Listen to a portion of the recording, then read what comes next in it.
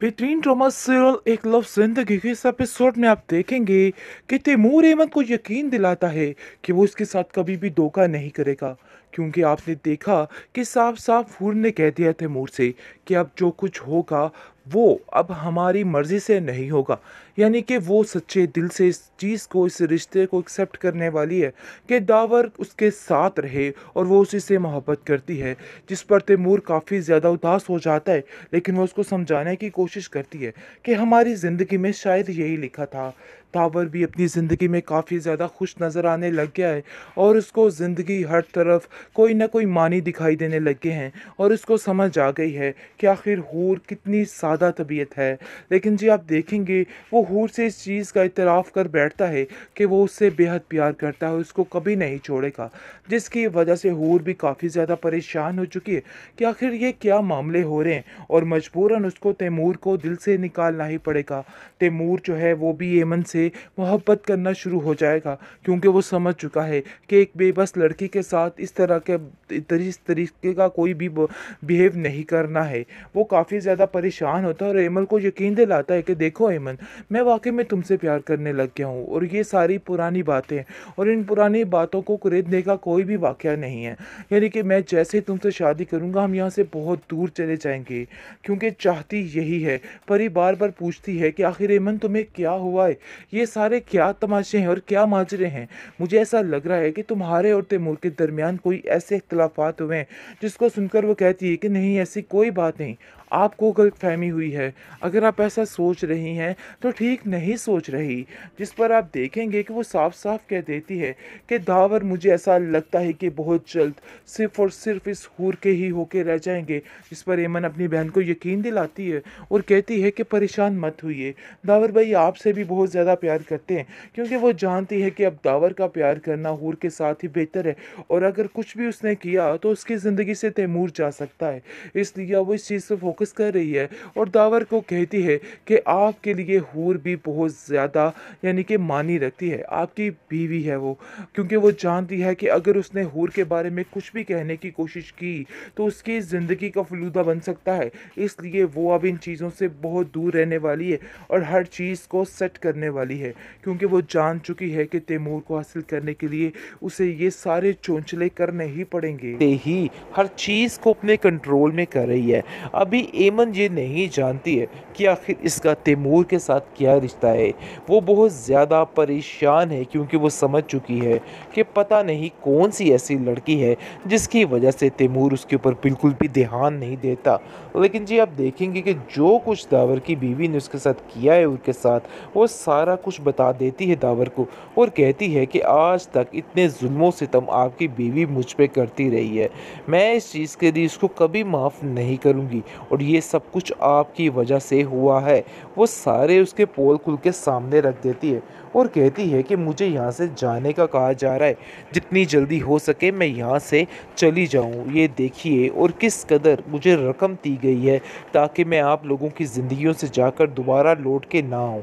जिस पर उसको काफ़ी शदीद गुस्सा आता है और वो कहता है कि आखिर तुम्हारी इतनी हिम्मत कैसे हुई कि तुम हूर को यहाँ से जाने का कह दो। ये मेरी मर्ज़ी है कि मैं उसको जहाँ मर्ज़ी रखूँ। अगर मैं तुम्हारी इज़्ज़त करता हूँ तो इसका मतलब ये नहीं है कि तुम उसके साथ बदतमीज़ी से पेश आओ।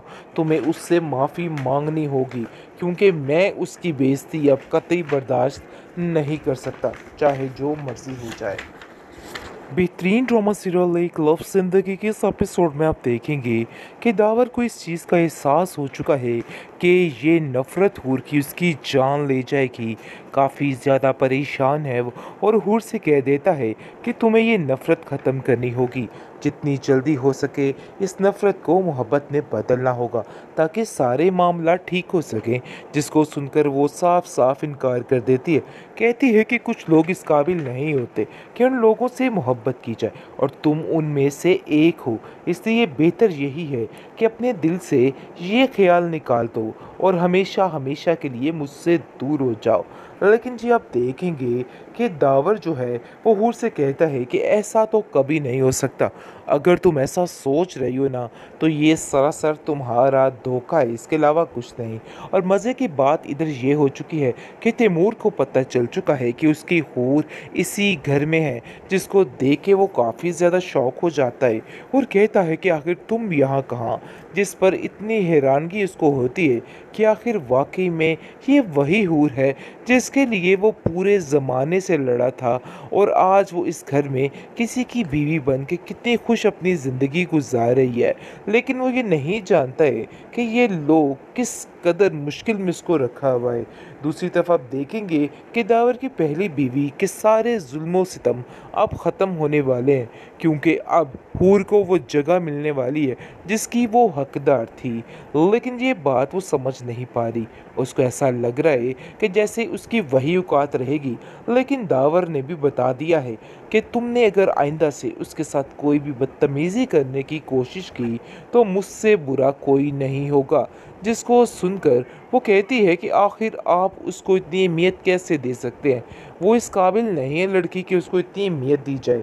जिस पर वो कहता है कि कौन किस काबिल है, मैं ये बात बड़े अच्छे तरीके से समझता हूँ, इसलिए बेहतर यही है कि तुम उससे माफ़ी मांग लो, क्योंकि तुमने जो हरकत की है उस चीज़ की माफ़ी तो तुम्हें हरगिज़ नहीं मिलेगी। जिस पर हूर साफ साफ कह देती है कि माफ़ी मांगने का कोई भी फ़ायदा नहीं।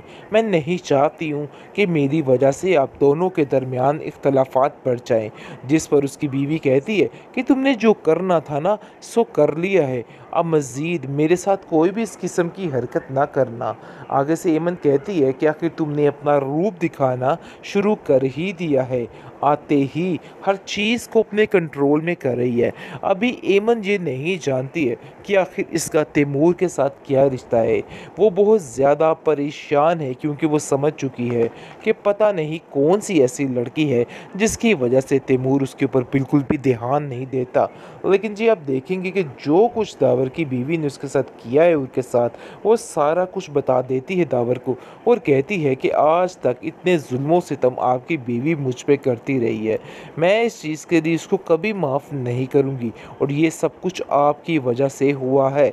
वो सारे उसके पोल खुल के सामने रख देती है और कहती है कि मुझे यहाँ से जाने का कहा जा रहा है, जितनी जल्दी हो सके मैं यहाँ से चली जाऊँ। ये देखिए और किस कदर मुझे रकम दी गई है ताकि मैं आप लोगों की ज़िंदगियों से जाकर दोबारा लौट के ना आऊँ। जिस पर उसको काफ़ी शदीद गुस्सा आता है और वो कहता है कि आखिर तुम्हारी इतनी हिम्मत कैसे हुई कि तुम हूर को यहाँ से जाने का कह दो। ये मेरी मर्ज़ी है कि मैं उसको जहाँ मर्ज़ी रखूँ। अगर मैं तुम्हारी इज़्ज़त करता हूँ तो इसका मतलब ये नहीं है कि तुम उसके साथ बदतमीज़ी से पेश आओ। तुम्हें उससे माफ़ी मांगनी होगी, क्योंकि मैं उसकी बेइज्जती अब कतई बर्दाश्त नहीं कर सकता, चाहे जो मर्ज़ी हो जाए।